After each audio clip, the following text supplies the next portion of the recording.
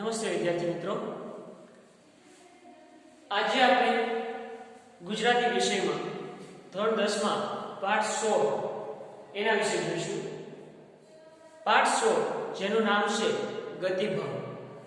આ પાઠના લેખક છે એ મોહનલાલ પટેલ છે અને ગતિભંગ એ પાઠનો પ્રકાર જે છે એ પ્રકાર છે લઘુકથા. કે ગુજરાતી વિષયમાં તમે બધા જાણો છો કે ઘણા બધા પ્રકારે જે છે સાહિત્યનું સર્જન થતું હોય છે કે અલગ અલગ પ્રકારે, કે જેમાં મુખ્ય બે પ્રકાર આપણે જોઈએ તો ગદ્ય અને પદ્ય. આ ગદ્ય અને પદ્ય એ બંને પ્રકારમાં જે છે એ સાહિત્યનું સર્જન થતું હોય છે. ઘણા બધા લેખકોએ જે છે એ ગદ્ય અને પદ્ય એ બંને સ્વરૂપમાં જે છે એમણે સાહિત્યનું સર્જન કરેલું છે. તો મુખ્ય બે પ્રકાર ગદ્ય અને પદ્ય, એમાં પણ ફરી પાછા જે છે કે પેટા પ્રકારો પડે છે.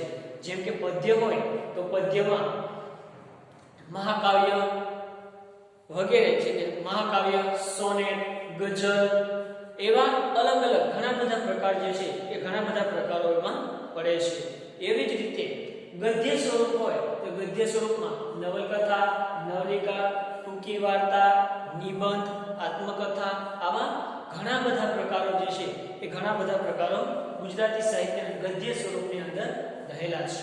તો આ સ્વરૂપોમાં એક અન્ય પણ એક સ્વરૂપ છે લઘુકથા.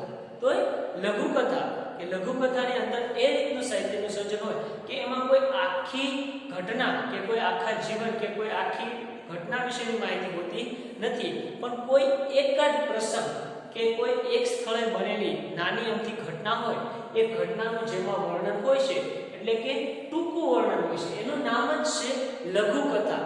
કથા એટલે કોઈ પણ સ્થિતિ વિશેની વાત, અને લઘુ એટલે નાનું કે ટૂંકી કથા, કે જેને આપણે કહીએ કે ટૂંકું, કે જેમાં થોડી અમથી માહિતી હોય, કે કોઈ એક ઘટના માત્ર એક ક્ષણવારની કે નાની અમથી ઘટના જે છે એ ઘટના જેમાં દર્શાવેલી હોય છે, એના લીધે એ સ્વરૂપનું નામ પડેલું છે લઘુકથા, કે જેમાં થોડી અમથી માહિતી હોય. લઘુ એટલે ટૂંકું.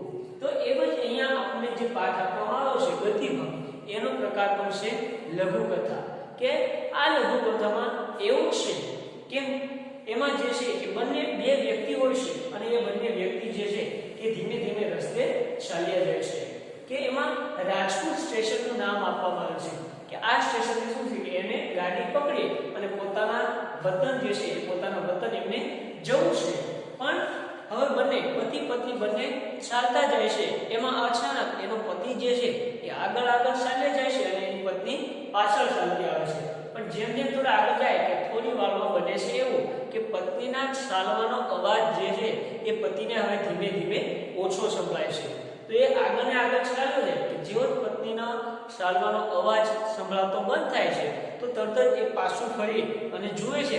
તો પાછું ફરીને જુએ છે તો ત્યાંથી થાય છે કે એની પત્ની જે છે કે ચાલવાને બદલે ઉતાવળે, એક તો એને ઝડપભેર જવું હતું, એના બદલે એની પત્ની તો ચાલવાને બદલે એક જગ્યાએ સ્થિર ઊભી રહે છે અને રસ્તામાં પડેલી ધૂળ જે છે એ ધૂળમાં કંઈ જોયા કરે છે, કે એમાં પોતાની નજર ટેકાવી અને તેની નજર ત્યાં રાખી અને ત્યાં ઊભી રહી જાય છે. તો એટલું જ્યાં અંદાજ આવે છે એવી ખબર પડે છે ત્યાં એનો પતિ જે છે એનો પતિ એ એમની પાસે આવે છે. એની પાસે આવી અને પૂછે છે કે તું આમ શા માટે કરે છે, કે તું શા માટે ચાલતી બંધ થઈ ગઈ. તો એની પત્ની જે છે એની પત્ની એને કહે છે કે પોતાની આંગળીના ઈશારા દ્વારા જે છે એ દર્શાવે છે કે ધૂળમાં કે જો અહીંયા પગલીની છાપ છે અને આ પગલાની છાપ કોની છે, તો કે આપણી જે બાળકી હતી બબલી એના પગલાની આ છાપ છે કે જે મૃત્યુ પામી ગઈ છે. તો આમ એનું અહીંયા જે ડુંગર જે છે એ ડુંગરની પત્નીનું માતૃ હૃદય જે છે એ માતૃ હૃદય હવે છલકાઈ આવે છે, કે માતૃ હૃદય છલકાઈ આવે છે અને એને કોઈ બીજી બાળકીની પગની છાપ હતી, પણ અહીંયા ડુંગરની પત્નીને એવું લાગે છે કે આ કોઈ અન્ય બાળકીની નહીં, પણ આ તો મારી પોતાની વહાલી દીકરી બબલી, કે જે નાની ઉંમરમાં એનું મૃત્યુ થઈ ગયું છે, એના પગલાની જાણે કે અહીંયા છાપ છે. અને એ પગલાની છાપ જોઈ, નાના બાળકના પગલાની છાપ જોઈ અને એને પોતાની બાળકી યાદ આવી જાય છે. પોતાની બાળકીની યાદ આવતા એ જે છે કે ત્યાંથી પછી આગળ ચાલી શકતી નથી. તો હવે આમ માતૃ હૃદય અને પત્ની બાળકીનું અવસાન અને જે પગલાની છાપ જોઈએ તો તરત એનું માતૃ હૃદય જે છે એ હવે છલકાઈ ઉઠે છે અને એ દુખી થાય છે અને પોતાની બાળકીની યાદમાં જે છે એ યાદમાં ઢળી પડે છે અને ત્યાં ને ત્યાં બેસી જાય છે. તો પહેલા પ્રથમ તો આમ કરે તો પ્રથમ શરૂઆતમાં તો ડુંગર જે છે એની પત્ની ઉપર ખીજાઈ જાય છે, થોડો ગુસ્સે થાય છે, પણ પછી એને પણ સમજાય કે હવે અહીંયા કે આ મારી પત્ની નથી રહી, એનું માતાનું હૃદય જે છે એ માતૃત્વ હવે બહાર આવી ગયું છે અને પોતાની બાળકીની યાદના લીધે જે છે કે તે હવે અહીંયા બેસી ગઈ છે, દુખી થઈ ગઈ. માટે એને સમજાવવા માટે થાય અને ડુંગર હવે પહેલા ગુસ્સેની વાત કરતો હતો એ જ ડુંગર હવે જે છે કે સહાનુભૂતિ આપતા એને આશ્વાસન આપતા કહે છે કે અરે આમ ગાંડા ન કઢાય કે આ જે છે આ પગલીઓ આપણી બબલીની નહીં પણ આ તો કોઈ બીજાની હોઈ શકે, એવું જ્યારે એને સહાનુભૂતિ આપવા માટે થાય અને કહે છે તો તરત જ એની પત્ની એને જવાબ આપતા કહે છે કે ના, કે આ તો મારી બબલીને એટલે કે આપણી દીકરીની જ પગલીની છાપ છે, કારણ કે દરરોજ જ્યારે હું તમને ખેતરે ભાત આપવા માટે થઈને આવતી હતી તે બબલી ત્યારે જે છે કે ધીમે ધીમે મારી આગળ ચાલતી અને એની જે પગલાની છાપ ધૂળમાં પડતી એ હું જોતી. એટલા માટે અહીંયા પણ એ જ બોલ્યું કે શું હું મારી બાળકીને કે મારી દીકરીના પગની છાપ હું ન ઓળખી શકું, એવું જ્યારે એ કહે છે અને એમ કરીને પોતાનું માતૃ હૃદય જે છે એ છલકાઈ ઉઠે છે. તો આમ થાય છે તો અત્યાર સુધી તો માત્ર એની પત્ની કે એક માતા પોતે દુઃખી હતી, પણ હવે પોતાની પત્નીનું આવું જે આ રીતે જે દુઃખી જોવે છે તો હવે ડુંગર જે છે એ ડુંગરને પણ હવે પોતાની દીકરીની યાદ આવવા લાગે છે. પોતાની દીકરીની યાદ આવતા એ પણ હવે દુઃખી બને છે, એ પણ દુઃખી થઈ જાય છે. એટલે કે એક જગ્યાએ ગતિભંગ થયો કે બંને ચાલતા હતા ત્યાં એનો ગતિભંગ એટલે કે ચાલવામાં ગતિભંગ થયો હતો. હવે ફરી પાછું ઘટના એક નવો વળાંક લે છે અને એની ડુંગરની પત્ની હવે ફરી પાછી આશ્વસ્ત બને છે એટલે કે સ્થિર થાય છે અને એને અચાનક જ વિચાર આવે કે જો આમ હવે બંને જણા દુઃખી થઈ અને બેસી રહીશું તો કે આપણે ગાડી પકડી શકશું નહીં. એના માટે થઈ અને હવે પોતાના શરીરને જાણે કે આશ્વાસન આપીએ અને હવે પોતાનો પતિ પણ જાણે કે ભાગી ગયો છે એવો એને ખ્યાલ આવતા એ હવે તરત જ સ્વસ્થ થઈ અને તરત જ એના પતિને જે દુઃખી થઈ ગયેલો પતિ હતો એને મનાવતા કહે છે કે ચાલો હવે તમે પણ શું કે મારી જેમ આમ દુઃખી થઈ ગયા કે ચાલો હવે ઝડપથી ઊભા થાઓ અને ઝડપથી આપણે ચાલવા લાગીએ અને ઝડપથી જઈ અને આપણે જે ગાડી પકડવાની છે એ ગાડીને આપણે પકડી લઈએ. આ સ્થળે પણ એક ગતિભંગ થાય છે કે ક્યાં ગતિભંગ કે જે ડુંગરની પત્નીના જે વિશાળ ચાલતા હતા કે પોતાની બાળકીની યાદોમાં એની જે યાદોમાં જે સરી પડી હતી એ યાદોને હવે એ ત્યાં ને ત્યાં અટકાવી દે છે. ત્યાં એની યાદોનો એટલે એના વિચારોનો પણ ગતિભંગ થાય છે. એટલે કે ગતિભંગ થવો એટલે કે જે છે કે જે વિચાર શ્રેણી હતી એમાં તૂટી જવું કે કોઈ એક જગ્યાએ ચાલે જતા હોય ઝડપભર ચાલતા હોય આપણે અને અચાનક રોકાઈ જાય તો એ શું થાય કે આપણી ગતિ અટકી જાય છે. એટલે એનો મતલબ થયો છે ગતિનો ભંગ થવો એટલે કે આપણી ઝડપ જે છે એ રોકાઈ જવું કે ત્યાં આપણે અટકી જવું, કોઈ સ્થળે વિરામ થઈ જવો એને કહેવાય છે ગતિભંગ. તો આ જે લઘુકથા જે છે એ લઘુકથામાં બે સ્થળે ગતિભંગ આપવામાં આવેલું છે અને એના આધારે જે પાઠનું શીર્ષક પણ આપવામાં આવેલું છે ગતિભંગ. જે આપણને પાઠ સમજતા તરત જ યોગ્ય લાગે છે કે એમાં ખરેખર બે સ્થળે ગતિભંગ થયેલો છે, એના લીધે જે આ શીર્ષક આપવામાં આવેલું છે એ શીર્ષક પણ યોગ્ય છે કે જે છે ગતિભંગ. હવે જે છે આ પાઠને આપણે વિસ્તૃત જોઈશું કે જે અઘરા શબ્દો છે એ અઘરા શબ્દો પણ અહીં લખેલા છે અને જે અંદર રૂઢિપ્રયોગ આવે છે એ રૂઢિપ્રયોગ પણ અહીંયા તમને આપેલા છે કે એવા શબ્દો લાગે તો એને તમારે જોઈ લેવા અને સાથે સાથે બીજા પણ જે કોઈ શબ્દો એવા હશે એ હું તમને કહેતો જઈશ. કે પાઠ છે ગતિભંગ, જેનો પ્રકાર લઘુકથા, લેખક છે મોહનલાલ પટેલ. વિસ્તૃત આપણે જોઈએ લેખક પરિચય કે મોહનલાલ પટેલ, જેમનો જન્મ 30/4/1927. મોહનલાલ બાપભાઈ પટેલનું વતન ઉત્તર ગુજરાતનું પાટણ છે. વર્ષો સુધી શિક્ષક કાર્ય કર્યા બાદ હાલ નિવૃત્ત જીવન ગાળે છે. પ્રત્યાલંબન, ઝાકળમાં સૂરજ ઉગે એમની લઘુકથાઓના સંગ્રહો છે. બંધન, ડેડ એન્ડ, હાસ્ય મર્મર, લાંછન તેમની નવલકથાઓ છે. ગુડ મોર્નિંગ અમેરિકા એ એમનો પ્રવાસ ગ્રંથ છે. મોપાસાની શ્રેષ્ઠ વાર્તાઓ એમનું અનુવાદ પુસ્તક છે. તો આમ કે મોહનલાલ બાપભાઈ પટેલ જે છે એ એમને પોતાના જીવન કાર્ય દરમિયાન કે પોતે એક શિક્ષક હતા અને પછી શૈક્ષણિક કાર્ય પૂરું કર્યા પછી એ શૈક્ષણિક કાર્ય પૂરું કરી અને પછી અત્યારે હવે હાલ તેઓ નિવૃત્ત છે અને એમણે પોતાના શિક્ષણ કાર્ય દરમિયાન ઘણા બધા પુસ્તકો લખ્યા હતા. એ પુસ્તકોના અહીં નામ આપવામાં આવેલા છે કે જેમાં લઘુ કથાઓ પણ એમણે લખી છે, નવલકથા પણ લખી છે અને પ્રવાસ ગ્રંથ જે છે એ પ્રવાસ ગ્રંથ પણ એમણે લખેલો છે. એમના જીવન વિશેનો આછેલો પરિચય જે છે આપણને અહીંયા આપવામાં આવેલો છે. ત્યાર પછી હવે એની પછીનો જે નીચેનો પેરેગ્રાફ જે છે એમાં કે પ્રસ્તુત પાઠમાં શું ઘટના આવેલી છે એનું વર્ણન કરવામાં આવ્યું છે કે કથા સાહિત્યનું લઘુ સ્વરૂપ એટલે લઘુ કથા, એટલે લઘુ એટલે ટૂંકું અથવા નાનું. નવલકથામાં નાયક કે નાયિકાના સમગ્ર જીવનનું વર્ણન હોય છે, જ્યારે ટૂંકી વાર્તામાં નાયક કે નાયિકાના જીવનનો એક મહત્વનો પ્રસંગ કેન્દ્રમાં હોય છે. કે મેં તમને પહેલા જ કીધું એમ કે લઘુકથામાં શેનું આલેખન હોય છે કે જો કોઈ નવલકથા હોય તો એ નવલકથામાં શું હોય કે જે નવલકથાનો નાયક અથવા નાયિકા હોય તે બે વ્યક્તિના આખા જીવનની કથા હોય છે. એટલે એમાં આખા જીવનનું વર્ણન કે નાનેથી માંડી અને જ્યાં સુધી મૃત્યુ પામે ત્યાં સુધીની આખી ઘટનાનું વર્ણન હોય છે. એ છે સળંગ લખાણ, એટલે એને કહેવાય છે નવલકથા. જ્યારે લઘુકથા એટલે કે એમાં આખા જીવનની માહિતી નથી હોતી, પણ માત્ર ને માત્ર જે છે કે એમના જીવનની કોઈ થોડી અમથી માહિતી કે કોઈ એકાદ પ્રસંગ જે છે એ એકાદ પ્રસંગ જ આપવામાં આવેલો હોય, જેને કહેવાય છે લઘુકથા. લઘુકથામાં માનવ જીવનની એક ક્ષણનો મહિમા છે જે અત્યંત લાઘવતાથી અંતે છોડ આપી જાય છે. ગતિભંગ લઘુકથાની શરૂઆતમાં ગાડી પકડવા ઉતાવળે પગલે જતા ડુંગર અને એની પત્નીનું ચિત્ર છે. પત્ની વારે વારે પાછળ ફરીને કશુંક શોધી રહી છે. વાર્તાને અંતે કરુણતાસભર છોડ છે. માતાને ચાલતા ચાલતા પોતાની પાછળ મૃત્યુ પામેલી દીકરીના પગલાની છાપ દેખાય છે. અહીં માત્ર ચાલવાની ગતિનો જ ભંગ નથી, પણ પાત્રોના વિચારોની ગતિનો પણ ભંગ છે. એનું વર્ણન જે છે એવું વર્ણન અહીંયા કરવામાં આવ્યું છે. જોઈએ આપણે વિસ્તૃત પાઠ કે કઈ રીતે પાઠની શરૂઆત થાય અને ક્યાં ક્યાં ગતિભંગ આવે છે એ હવે આપણે આગળ જોઈએ. શરૂઆત કે રાજપુર સ્ટેશને ગાડી પકડવા ડુંગર અને એની વહુ ઊભા માર્ગે ઝડપભેર જઈ રહ્યા હતા.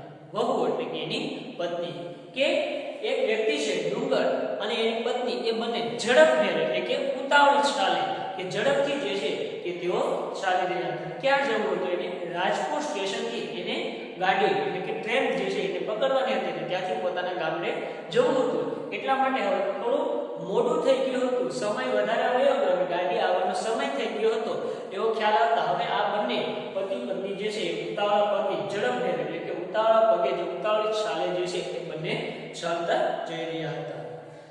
પત્નીનો પાછળ આવવાનો અણસાર મોડો પડી જતા ડુંગરે પાછળ જોયું. અણસાર એટલે કે એનું જે છે એનું ભાન ન રહ્યું, એ ખ્યાલ ન રહ્યો કે અત્યાર સુધી તો શું થતું હતું કે પત્ની પાછળ ચાલી આવતી હતી, પણ હવે જે છે અહીંયા અચાનક જ જે છે કે એના પત્નીના ચાલવાનો અવાજ જે છે એ પગલાની છાપ જે છે એ બંધ થઈ જાય છે કે એને ખ્યાલ એનો રહેતો નથી. એટલે એ હવે એવું વિચારે કે કેમ આ અચાનક કે અત્યાર સુધી તે પાછળ ચાલી આવતી હતી, એનો અવાજ મને બરોબર સંભળાતો હતો, પણ હવે આ અચાનક અવાજ કઈ રીતે બંધ થઈ ગયો? તો એ જાણવા માટે થઈ અને ડુંગર જે છે એ ડુંગર પાછું ફરીને જુએ છે. ડુંગરે પાછળ જોયું. પત્ની રસ્તા ઉપર નજર ફેરવતી ધીમી પડી રહી હતી. શું બોલે છે કે ડુંગરે જેવું પાછળ જોયું તો શું થયું હતું કે એની પત્ની ચાલવાને બદલે કે જે છે એની પત્ની ચાલવાને બદલે એ તો શું કરી કે ઉલટી ત્યાં રોકાઈ ગઈ અને એ ધીમે ધીમે ચાલતા હતા. પાછું વળી અને જુએ છે. પાછું વળીને જોતા જે છે કે પાછું વળીને જોતા એક જાણે કે કઈ ગોતી રહ્યું, શોધવું એટલે કે કઈ ગોતવું અથવા કઈ ખોળવું કે આ શું ખોળી રહી કે શું જોઈ રહી છે એવું જે છે એ વિચાર કરતા હવે ડુંગર જે છે એની પત્નીને પ્રશ્ન પૂછે કે તું શું ગોતે છે, કે તું શું જોઈ રહી છે? તો પત્ની કહે છે કઈ નહીં. પત્નીનો અવાજ આવ્યો કે કઈ નહીં. પત્નીએ જવાબ આપ્યો અને ઝડપથી પગ ઉપાડવા પ્રયત્ન કર્યો. થોડા ડગલા ચાલ્યા પછી વળી એનો બેગ બંધ પડી ગયો. કે પત્ની કે પહેલા તો કહી દઈશ કે હું કાંઈ બોલતી નથી એમ કરીને ફરી પાછી પછી અચાનક જ જે છે એ અચાનક એ ફરી પાછી એની ગતિ મંદ પડી જવી. મંદ પડી જવું એટલે કે ધીમા પડી જવું. મંદ પડી જવું એટલે ધીમા પડી જવું. પોતાની ચાલ ફરી પાછું એ ધીમી ચાલે છે. તો હવે ડુંગર ફરી પાછું ગુસ્સેથી કહે છે, આમ ગાડાની માફક અડવાડિયું શું ખાય છે? ડુંગર ગુસ્સેથી, દિવસ આથમમાં આવ્યો, આમ કહ્યા કરીશ તો રસ્તામાં જ અંધારું થઈ જશે. કાં તો એમ કરી પોતાની વાત અટકાવે કે અડવાડિયું કહું એટલે કે લથડિયું કહું કે તું શું આમ લથડિયા ખાતી ખાતી ચાલે, કે શા માટે તું આમ ધીમે ધીમે ચાલે? અને જો તું આમ ધીમે ધીમે ચાલીશ કે આવી રીતે જો આળસ કરીશ તો કે આપણે રસ્તે કે હમણાં દી આથમી જશે એટલે કે અંધારું થઈ જશે અને રસ્તે જ આપણને અંધારું થશે અને આપણી ગાડી જે છે એ ગાડી પણ સૂકી જઈશું. એમ કરી અને એને સ્વસ્થ કરવા માટે ડુંગર એને ઉતાવળ ચાલવાનું કહે છે. તો પત્ની કહે, પત્ની થોડા ડગલા આગળ ચાલી ખરી પણ પછી તો એ બેસી ગઈ. કે તેમ છતાં કે ડુંગર ગુસ્સે થયો, તેનો ગુસ્સો જોઈને ડુંગરની પત્ની શું કહે કે થોડુંક તો ઝડપથી ચાલે છે, ફરી પાછું હવે ચાલી શકતી નથી. કે એના મનમાં એક અપાર દુઃખ, અપાર યાદો જે છે ભરાઈ જાય છે, એના કારણે હવે આગળ ચાલી શકતી નથી. અને ત્યાંને ત્યાં ઉતાવળે ચાલવાના બદલે ઉલટી એ તો ત્યાં ઢળી પડે છે એટલે કે ત્યાં નીચે બેસી જાય છે. પાછો ફરીને ડુંગર પાસે આવ્યો. તે આજ ગાડ્યું છે શું? ગાડી સૂકી જઈશું તો નહીં ઘરના કે નહીં ઘાટના એવી દિશા થશે. રાત ગાડી સૂક્યા. પત્ની કશું જ બોલી નહીં. ભાવાન બનીને એ તો નજરની પીછીને ધૂળ ઉપર પસવારતી રહી હતી. જોયું એ બોલી કે ડુંગર એની પત્નીને કહે કે તે આજે શું ધાર્યું છે એટલે કે તારો વિચાર શું, કે શા માટે તું ચાલતી નથી, કે શા માટે તું આમ બેસી ગઈ, કે જો આપણે તું આમને આમ કરીશ તો કે હમણાં રાત્રે થઈ જશે ને અત્યારે આપણે જે આ વેરા ગગડામાં કે આપણે ક્યાં જઈશું, કે શું ખાઈ પીશું અને ક્યાં રાત્રિ કાઢશું, કે માટે તું ઊભી થાય. એવું જ્યારે ડુંગર સમજાવે છે પણ તેની પત્નીને એ કઈ બોલતી પણ નથી અને જાણે કે એના ડુંગરના ગુસ્સાની પણ જાણે કે એની ઉપર કઈ અસર ન થતા એ ફરી પાછું એ કે કઈ પણ બોલતી નથી અને પોતાની નજર છે કે ધૂળ ઉપર લગાવી અને અચાનક જ આંગળી સીધી અને કઈ કહેવા માંગે છે કે જોયું એ રીતે એ બોલે છે કે જુઓ તમે આ જુઓ. તો ડુંગર કહે, શું? મને તો કઈ દેખાતું નથી. એટલે કે એની પત્ની તો કઈ દેખાડે છે પણ ડુંગર કહે કે શું તને આમાં દેખાય, કે મને તો અહીંયા કઈ દેખાતું નથી. તો ફરી પાછું એની પત્ની જો કહે છે, પત્ની આંગળીનો છેડો છેક જમીન પાસે લઈ ગઈ. એક ઘાટીલી પગલીની શાપ એ બતાવી રહી. આપણી બગલીની જ પગલી જાણે. હું તો ક્યારની આ પગલીઓ જોયા કરતી આવું છું. બરોબર એ જ પગલું આંગળાની બોર જેવી છાપ. કે એની પત્ની કે કોઈ બાળકના પગલાના છાપ અને એની નિશાની કે પગલાના જે છાપ હતી એ ડુંગરની પત્ની જે ડુંગરને બતાવે કે આ છાપ તમે જુઓ, કે આ છાપ કે અન્ય કોઈની નહીં, કે આ તો આપણી દીકરી જે બબલી હતી એ બબલીના જ જાણે કે અહીંયા પગલા છે એટલે કે બબલી જાણે કે આપણી આગળ અહીંથી નીકળી હોય એવા એના પગલાની નિશાની અહીંયા છે. કે જુઓ કે બરોબર એના જ એવા જ પગ કે જે બબલીના પગલા હતા, નાના નાના પગ અને એની આંગળીના ટેરવા જ્યારે નીચે અડતા તો એ ધૂળમાં જાણે કે બોર પડ્યો હોય એ બોર જેવી એની છાપ પડતી, એવી જ છાપ હુબહુ એવું જ કે એમાં કંઈ પણ ફેર નથી એવી જ છાપ મને અહીંયા દેખાય છે. કે આ પગલાની છાપ હું ક્યારની એટલા માટે ધીમી પડી હતી કારણ કે હું આ પગલીઓ જોતી આવતી હતી. તો ડુંગર કહે, ગાંડી એવા પગલા તો ઘણાય હોય, લે હાલ મોડું થશે. બાળકના પગલાની છાપ જોઈ મૃત સંતાનની સ્મૃતિથી હાલી ઉઠેલી ડગી ગયેલી પત્નીને પ્રત્યે સહાનુભૂતિનો બોલ પતિએ કાઢ્યો. કે હવે ડુંગર સમજી ગયો કે આનું હવે માતૃ હૃદય ખીલી ઉઠ્યું છે, એના લીધે એ દુઃખી થઈ ગઈ છે.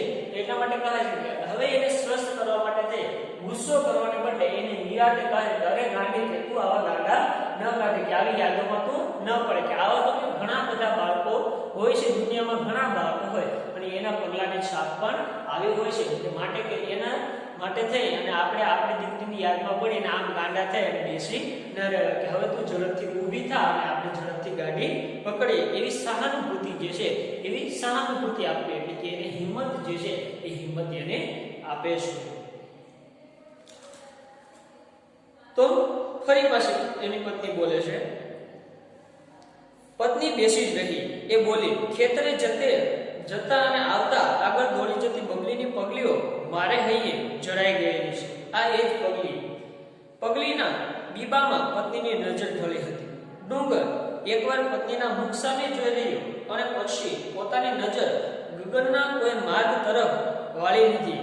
બંને જણ સ્થિર થઈ ગયા કે હવે શું થાય કે પત્નીને સમજાવતા હવે પત્ની સમજતી નથી અને ઉલટી એ તો જવાબમાં કહે કે ના કે હું મારી દીકરીની પગલેઓને હું સારી રીતે ઓળખું કે જ્યારે હું તમને ખેતરે ભાત આપવા આવતી હતી ત્યારે એ મારી આગળ ચાલતી અને હું એના પગલા વારંવાર જોતી. એના લીધે હું આને સારી રીતે ઓળખું કે આ કોઈ બીજાના નહીં પણ મારી દીકરીના જ પગ જે છે એ મારી દીકરીના જ પગની અહીંયા છાપ આવેલી છે. માટે જે છે કે એમાં અન્ય કંઈ નથી કે હું એને સારી રીતે ઓળખું છું. આમ એની પત્ની માનતી નથી. હવે ડુંગર પણ જાણે કે કોઈ દુઃખમાં પડી જાય છે. એ પણ જાણે કે ગગન એટલે આકાશ, એ પણ આકાશની સામે જુએ છે અને આકાશમાં જાણે કે કોઈ રસ્તો ગોતતો હોય કે હવે ક્યાંય સમજાતું કે શું કરવું શું ન કરવું એવું એને કઈ સમજાતું નથી. એના કારણે એ પણ ઉત્સાહ જોઈ અને ગગન તરફ એ આકાશ તરફ એ જોયા કરે છે અને એ પણ યાદોમાં જે છે એ પણ વિચારોમાં પડી જાય છે. લાકડીના ટેકે ગગન તરફ મોં કરીને ઊભા રહી ગયેલા પતિને જોઈ પત્ની સાવધ બની ગઈ. એણે કહ્યું, લ્યો હેંડો, હવે પગ ઉપર જ જાય, ગાડી સૂકી જઈશું. કે હવે જેવું જ પોતાના પતિ કે લાકડીના ટેકે પતિ ઊભેલો છે અને એ હવે આકાશ તરફ જોતો હતો એવું જ્યારે જોયે તો હવે પત્ની સાવધ બને છે એટલે કે સ્થિર બને છે કે અચાનક જ એ ચોંકી જાય અને એને પણ હવે પરિસ્થિતિનો ખ્યાલ આવતા એને પણ ખ્યાલ આવી જાય કે હવે અત્યાર સુધી તો હું દુઃખી હતી અને હવે મારો પતિ પણ દુઃખી થયો અને જો આમને આમ બંને દુઃખી થઈશું તો અહીંયા તો આપણું કોઈ છે નહીં અને આમને આમ જોશો કે ગાડી પણ સૂકી જશે. એટલા માટે હવે સ્વસ્થ બને છે અને જાણે કે પોતાના પતિને જાણે કે એ સમજાતી હોય એ રીતે પોતાના પતિને સહાનુભૂતિ આપતા કહે કે લ્યો હેંડવું એટલે ચાલુ કે ચાલો હવે આપણે ઝડપથી જઈએ અને ઝડપથી જાય અને જે છે કે આપણે આગળ રસ્તો પકડીએ અને ધીમે ત્યાં જઈ અને ગાડી પકડી લઈએ. અને બંને જણે વળી બમણા વેગથી ચાલવા માંડ્યું કે બમણો વેગ એટલે કે ઝડપ કે પહેલા ચાલતા એના કરતા ડબલ ઝડપે કે આમ જે છે કે પછી બંને જે છે કે ઝડપથી ચાલવા લાગે છે.